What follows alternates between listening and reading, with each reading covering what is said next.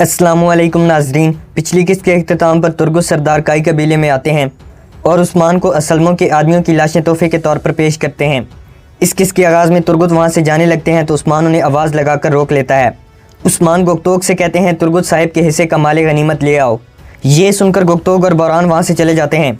Turgut Usman के पास आता है तो उस्मान तुर्गुत को बताते हुए कहते हैं, जब आप दुश्मनों से लड़ रहे थे तो हमने उनकी सबसे कीमती चीज़ काट डाली और आपका हिस्सा अलग कर दिया। ये सुनकर तुर्गुत अपने सीने पर हाथ रख कर कहता है, सलामत रहें उस्मान साहिब। इसी दौरान दो सिपाही कुछ माले गनीमत लाकर वहाँ रख देते हैं। गोगतोग तुर्गुत की तरफ देखकर बौरान से कहता है, ये हमें जलील करने की कोशिश कर रहा है, इनकी लाशें हमें लानी चाहिए थी भाई। बौरान गोगतोग के कंधे पर हाथ रख कर कहता है, भाई अपने आप को अजियत मत दो।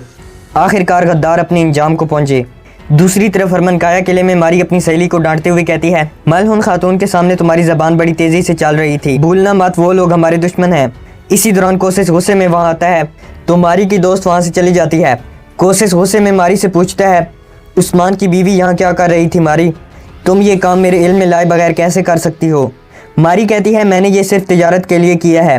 कोशिश कहता है, तुम किस तिजारत की बात कर रही हो? हम किलेदारों ने उस्मान से तिजारत रोक ली है। मारी चिल्लाते हुए कहती है, मैं आपको ये याद दहानी करवाना चाहती हूँ कि जो खून आपकी रगों में दौड़ रहा है वही खून मेरे अंदर भी है और मैं अपने तरीके से चाल बनाती हूँ। कोशिश कहता है, यहाँ का सरबराह मैं हूँ। ये सुनकर मारी वहाँ से जाने लगती है तो कोशिश कहता है, कहाँ जा रही हो? अभी मेरी गुफ्तगू ख़त्म नहीं हुई। मारी रुक कर कहती है, मेरी गुफ्तगू ख़त्म हो गई है और अगर आपको पूछने का ज़्यादा ही शौक़ है तो मैं शिकार करने जा रही हूँ। मैं अपना गुस्सा ठंडा होने से कबल वापस नहीं आऊँगी। ये कहकर मारी वहाँ से चली जाती है जबकि कोशिश गुस्से की आग में भड़क उठता है। दूसरी तरफ आयगुल एक जगह पर कपड़े धोने में मसरूफ़ थी। इसी दौरान जारकुताई वहाँ आता है और कहता है, काम आसान हो।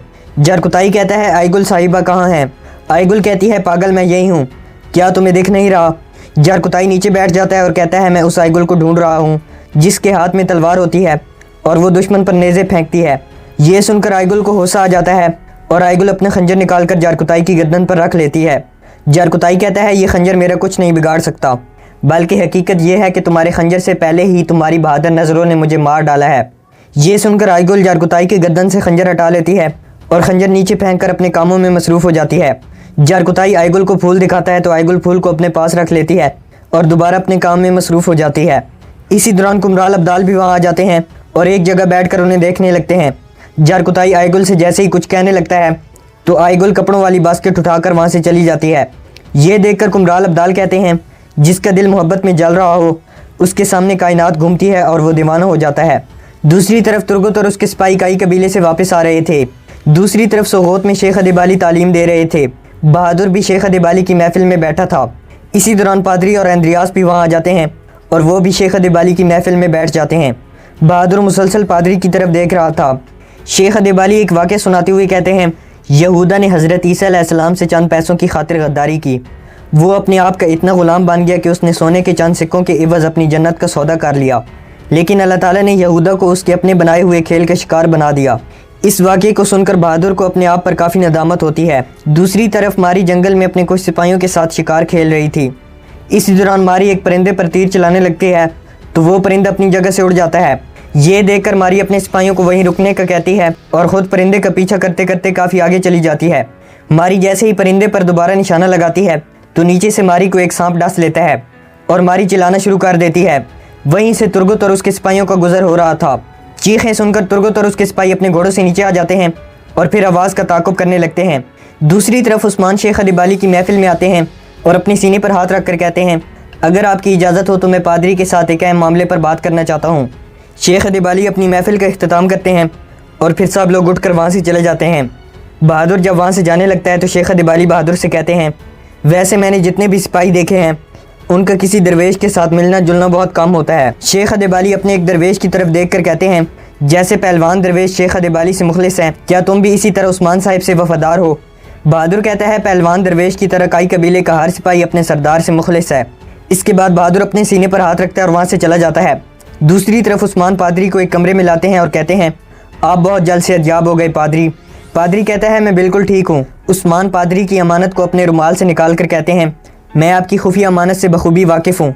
पादरी अपनी अमानत को देखकर पुरजोश हो जाता है तो उस्मान कहते हैं, क्योंकि ये सलेब आपकी जान से ज़्यादा कीमती है तो फिर इसकी हिफाजत करना हमारी जिम्मेदारी है। इसके बाद उस्मान पादरी की अमानत को दोबारा अपनी जेब में रख लेते हैं। उस्मान पादरी से कहते हैं आपको मेरे लिए एक काम करना होगा। पादरी कहता है क्या आप मुझे वजाहत से बताएंगे उस्मान साहिब।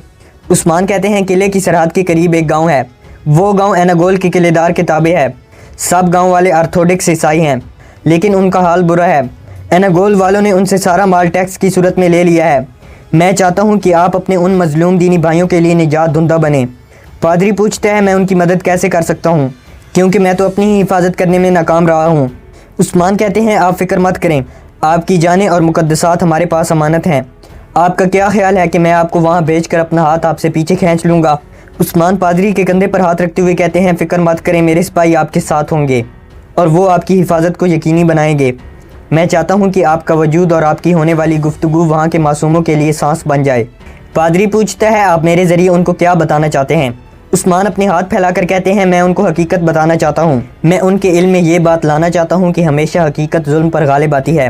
पादरी कहता है मैं आपकी नीयत के मुखलिस होने की तस्दीक करता हूँ उस्मान साहिब, मैं उस गाँव में ज़रूर जाऊँगा। उस्मान कहते हैं हमें फ़ौरन तैयारियाँ शुरू करनी होंगी। ये कहकर उस्मान वहाँ से चला जाता है। दूसरी तरफ जंगल में मारी सांप के डसने की वजह से तड़प रही थी। इसी दौरान सांप दोबारा मारी के करीब आने लगता है तो तुर्गुत वहाँ पहुँचकर अपने खंजर से सांप को मार देता है। तुर्गुत मारी के पास आ जाता है और मारी की टांग को पकड़कर कहता है हमें सांप का जहर बाहर निकालना होगा। इसके बाद तुर्गुत सांप के काटने वाली जगह पर जख्म कर देते हैं और जहर को मारी के जिस्म से बाहर निकाल लेते हैं। तुर्गुत अपने लिबास से एक कपड़ा फाड़ते हैं और फिर उस कपड़े से मारी के जख्म पर पट्टी बांध देते हैं। तुर्गुत मारी से पूछते हैं अब तुम कैसा महसूस कर रही हो। मारी कहती है ठीक हूँ, लेकिन जब भी मैं सांप देखूँ तो उसी वक्त तुम भी आ जाते हो। तुर्गुत कहता है दरअसल तुम सांपों का गाढ़ हो और तुम्हें खबर तक नहीं। मारी वहाँ से उठकर जाने लगती है मगर वो चल नहीं पाती। ये देखकर तुर्गुत मारी को अपनी बाहों में उठा लेते हैं और कहते हैं तुम दोबारा मेरी मकरूज़ हो गई हो। मारी कहती है मुझे किसी का मकरूज़ रहना पसंद नहीं है, मैं जल्द ही तुम्हारा ये कर्ज भी उतार दूंगी। इसी दौरान सामने से बजंतीनी सिपाही और मारी की सहेली भी आ जाते हैं। बजंतीनी सिपाही तुर्गुत को अपने तीर के निशाने पर रख लेते हैं तो मारी उन्हें पुरसुकून रहने का कहती है। तुर्गुत के सिपाही भी पीछे से पहुंच जाते हैं और इसके बाद तुर्गुत मारी को लेकर घोड़ों की जानिब चल पड़ता है। दूसरी तरफ पादरी अपने कमरे में पहुंचता है और एंद्रियास को बताते हुए कहता है उस्मान हमारी अमानत की हकीकत को मुकम्मल तौर पर जानता है। बहादुर भी पादरी का पीछा करते करते वहां पहुंच जाता है और दरवाजे के साथ कान लगाकर पादरी और एंद्रियास की सारी बातें सुन लेता है। पीछे से एक दरवेश का गुजर होता है तो बहादुर वहां से चला जाता है। अंदर एंद्रियास पादरी से कहता है वो हमारी अमानत कभी भी हमारे हवाले नहीं करेगा। पादरी कहता है हम उस्मान की दरख्वास्त पर उसके सिपाहियों की हिफाजत में किले के साथ वाले गाँव में जाएंगे। गाँव के सब बासी आर्थोडॉक्स मसीही हैं। एंद्रियास कहता है क्या अब हम उस्मान के हुक्म पर चलेंगे। काई कबीले में आइगुल एक खैमे की छत पर बैठकर खैमे की रस्सियां बांधने में मसरूफ़ थी। इसी दौरान जारकुताई वहां आता है और आइगुल को खड़े होकर देखने लगता है। जारकुताई अपने आप से कहता है मैं एक ही सांस में कह डालूंगा। इसके बाद जारकुताई खैमे की छत पर आ जाता है। आइगुल पूछती है क्या हुआ है जारकुताई।